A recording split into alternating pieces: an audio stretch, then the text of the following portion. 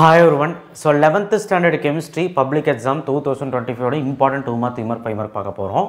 chemistry 2 நாள் தான் time இருக்கு. ஈஸியா வருமா கஷ்டமா வருமான்னு யோசிக்க வேணாம். ஈஸியா தான் வரப்போகுது. மேக்ஸ் எப்படி வந்துச்சு அதை விட டபுள் மடங்கு ஈஸியா வரும். பயப்படாதீங்க. நம்ம क्वेश्चंस மட்டும் படிச்சீங்கன்னா போதும். 70 எடுத்துடலாம். சரி 70 எடுக்கணும்னா ஃபர்ஸ்ட் 1 மார்க் புக் பேக் நல்லா படிங்க. புக் பேக்கே 16 to 18 வரக்கு வாய்ப்பு இருக்கு. 18 வந்துரும். ஸோ 1-2 ட்விஸ்ட் பண்ணுவோம். நியூமெரிக்கல் ப்ராப்ளம் அவ்வளோ கான்சன்ட்ரேட் பண்ண வேண்டாம். இருந்தால் நான் சொல்கிறேன் கம்பல்சரி என்ன வரும் எந்த மாதிரி வருங்கிறது கம்பல்சரி நீ பார்த்துட்டு சொல்கிறேன். அண்டு மித்தபடி வந்து பார்த்திங்கன்னா 5 2 மார்க் 5 3 மார்க் 5 5 மார்க்குமே எழுதிடலாம் நம்ம சொல்கிறது. ஓகேவா? ஸோ வீடியோவை ஸ்கிப் பண்ணாமல் பாருங்கள். அண்டு கண்டிப்பாக வந்து பார்த்திங்கன்னா லைக் பண்ணலன்னா லைக் பண்ணுங்கயா, சப்ஸ்கிரைப் பண்ணுங்கயா. கண்டிப்பாக நெக்ஸ்ட் வருஷமும் நம்ம தானே, அதுக்கப்புறம் கரியர்ஸும் நம்ம தானே, எல்லாமே நம்ம தானே. எனக்காக நீங்கள் இருப்போது நான் உங்களுக்காக கண்டிப்பாக இருப்பேன். ஸோ வாங்க பார்க்கலாம். ஸோ யூனிட் 1 கண்டிப்பாக வந்து பார்த்தீங்கன்னா 26-31. சில பேர் 26-31 படிச்சிருக்கு. 26 27 28 29 30 31 5 2 மார்க்கு. 2 மார்க் 3 மார்க்லாம் ரவுண்ட் பண்ணியிருக்க மாட்டேன். ரவுண்ட் பண்ணதெல்லாம் 5 மார்க், ஸ்ட்ரைட் 5 மார்க். 42 43. ஸோ புக்கின் Avogadro number, define gram equivalent mass, molar mass, இதெல்லாம் அந்த பேராகிராஃப் நம்பர் நோட் பண்ணியிருக்கேன். கால்குலேஷன் ஆஃப் ஈக்குவலன்ட் மாஸ் இது முக்கியமான ப்ராப்ளமு. ஒரு 3 ப்ராப்ளம் இருக்குது பார்த்துக்க. ஒரு டேபிள் ப்ராப்ளம் இருக்கும். Example 1 and 2 empirical formula sum, empirical கணக்கீடு சம் வந்து கண்டிப்பாக இம்பார்ட்டன்ட். லிமிட்டிங் ரீஜியன்ட் அப்படின்னா என்ன, எக்ஸாம்பிள் 2 மார்க்கில் கேட்பாங்க. ஆக்சிடேஷன் எண்கள் என்றால் என்ன, 1.8.1. அடுத்து calculation of oxidation number, oxidation எண்களை கணக்கிடுதல். சரிங்களா? ஸோ இது வந்து புக்கில் அந்த டேபிளர் காலம் இருக்கும். ஆக்சிடேஷன் எண் கணக்கிடுறதுல அதை மட்டும் பார்த்திங்கன்னா போதும், அதுலேருந்தே கேட்டுருவோம். ஆக்சிடேஷன் நம்பர் கணக்கு பண்ணுறதுல ஒன்றுமே இல்லை, ஈஸி தான். யூனிட் 2 வந்து பார்த்திங்கன்னா இது. ஸோ 31 40 வந்து பார்த்திங்கன்னா உங்களுக்கு 5 மார்க்கு. யூனிட் 2ல் அவ்வளோலாம் கொஸ்டின்ஸே இல்லை. So Bohr atom model, postulates 4 point 5 point படிச்சுக்கோங்க. 2.1.1 லிமிடேஷன்ஸ் ஒரு 3 பாயிண்ட் படிச்சுக்கோங்க. டி ப்ரோக்லே ஈக்குவேஷன் கண்டிப்பாக ஈஸி. ஈக்குவேஷன் மட்டும் படிங்க. Heisenberg principle 3 mark. Equation delta X அந்த ஈக்குவேஷன் மட்டும் எழுதணும். குவாண்டம் ஈக்குவேஷனும் ஸ்டேட்மெண்ட் எழுதணும். குவாண்டம் நம்பர் அண்ட் டைப்ஸு பார்த்துக்கோங்க 5 மார்க்கு. ஹன்ஸ் ரூல் மட்டும் பார்த்துக்கோங்க. ஸோ யூனிட் 2 ஈஸி தான். யூனிட் 3 வந்து பார்த்திங்கன்னா உங்களுக்கு புக் பேக் மட்டும்தான்.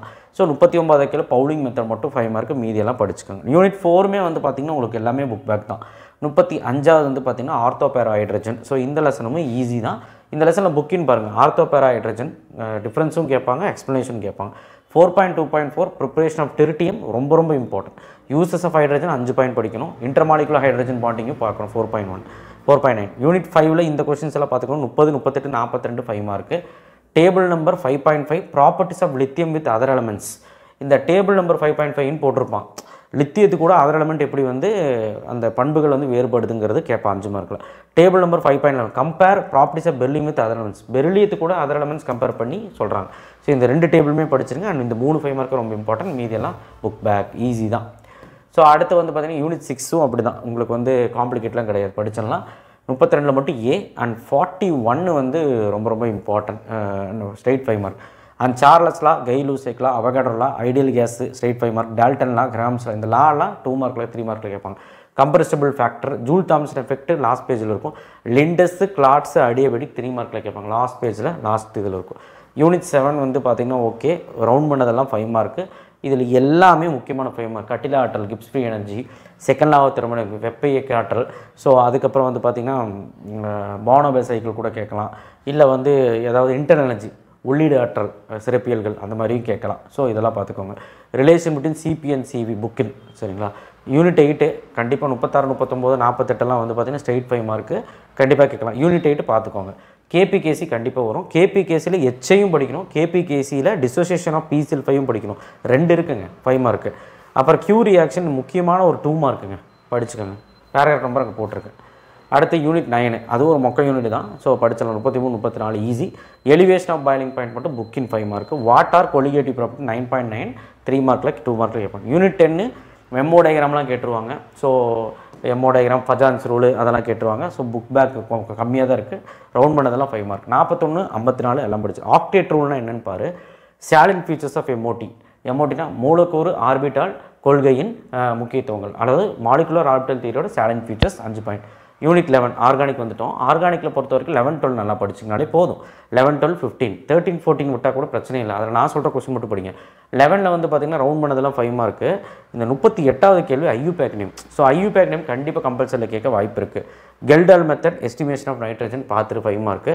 ஸோ அதை தவிர வேறு எதுவும் புக்கின்னு நான் சொல்லவே இல்லை. யூனிட் 12ம் அப்படி தான். எல்லாமே புக் பேக்கு, ரவுண்ட் பண்ணதெல்லாம் 5 மார்க். ஹோமோலிட்டிக் க்ளீவேஜ், ஹெட்ரோலிட்டிக் க்ளீவேஜ் மட்டும் என்னென்னு 2 எழுதிட்டு எக்ஸாம்பிள் எதுனா போதும். யூனிட் 12 ஈஸியாக அட்டன் பண்ணிடலாம். யூனிட் 13 ரொம்ப கஷ்டமாக இருக்கும்னு வச்சுங்க. நான் பாருங்கள் 5 கொஸ்டின் கொடுத்துருக்கேன். அதில் 36, 46 ஸ்ட்ரெயிட் 5 மார்க். மார்க்கானிக் ரூல், ஹக்குல் ரூல் இதெல்லாமே ரொம்ப இம்பார்ட்டன்ட். இதில் முக்கியமான கேள்வி பாருங்கள்.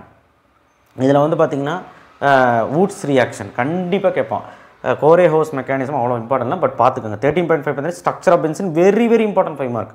அடுத்தது Wurtz Fittig reaction, Wurtz reaction, Friedel Crafts reaction இதெல்லாம் பார்த்துக்கோங்க. யூனிட் 14 அதுலேயுமே புக் பேக் நான் கம்மி பண்ணி கொடுத்துருக்கேன். 38, 46, 47 வந்து straight 5 mark. Finkelstein reaction, Swarts reaction, Hunsdiecker reaction, William ether synthesis இதெல்லாம் நேமிங் ரியாக்ஷன் பார்த்துக்கோங்க. SN2 மெக்கானிசம் 5 மார்க்கில் கேட்கலாம். ஒருவேளை உங்களால் படிக்க முடியாது, டிஃப்ரென்ஸ் மட்டும் படிங்க. E1 ரியாக்ஷன், E2 ரியாக்ஷனும் ஸ்ட்ரெயிட் 5 மார்க்கில் கேட்கலாம். ஸோ இந்த லெசனை பொறுத்த வரைக்கும் இவ்வளோ தான். யூனிட் 15 ஒருவேளை 14 லெசன் கஷ்டமாக இருந்தால் ரொம்ப முக்கியமான கொஸ்டின்ஸும் படிச்சுட்டு யூனிட் 15 ஃபுல்லாக படிச்சிருக்கேன். புக் பேக் ஆகுது 18 to 23னா 18, 19, 20, 21, 22, 23 அந்த முடி படிச்சுட்டு இதெல்லாம் படிக்கணும். இதில் எல்லாமே ஓன் தான். நீ எல்லாமே கதை எழுதிக்கலாம்.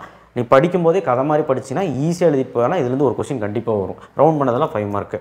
அதே மாதிரி இங்கே ஸ்ட்ரக்சர் ஆஃப் பென்சில் ரொம்ப இம்பார்ட்டன்ட். அவ்வளோதான் 15 லெசன்ஸ். ஸோ ரொம்ப ஒன்றும் கஷ்டம் இல்லைங்க. சரி, இந்த PDF உங்களுக்கு ஷேர் பண்ணுறேன். கண்டிப்பாக வந்து பார்த்திங்கன்னா நம்ம சேனலில் வந்து ஜாயின் பண்ணுங்கள். அண்டு கெமிஸ்ட்ரி கண்டிப்பாக ஈஸியாக முடிச்சிடலாம். பிளான் என்ன ஒன்றும் இல்லை. நீ ஃபஸ்ட் வால்யூம் வந்து வால்யூமே போகலாம். ஏன்னா ஆர்கானிக், இன்ஆர்கானிக், ஃபிசிக்கல், ஆர்கானிக் அப்படி போகலாம். நாளைக்கு சாயங்காலத்துக்குள்ளே ஃபிசிக்கல் முடிச்சிரு, நாளைக்கு நைட்டுக்குள்ளே. அதுக்கப்புறம் லாஸ்ட் நாள் ஆர்கானிக் படிக்கலாம். இல்லைனா நாளானைக்கு காலையிலக்குள்ளே ஃபிசிக்கல், இன்ஆர்கானிக் முடிச்சிரு. நம்ம என்ன பண்ணிக்கலாம் அப்படின்னா லாஸ்ட் நாள் மத்தியானத்துக்கு மேலே கூட ஆர்கானிக் படிச்சுக்கலாம். அதாவது 11 to 15 படிச்சுக்கலாம். ஈஸி தான். தேங்க்யூ.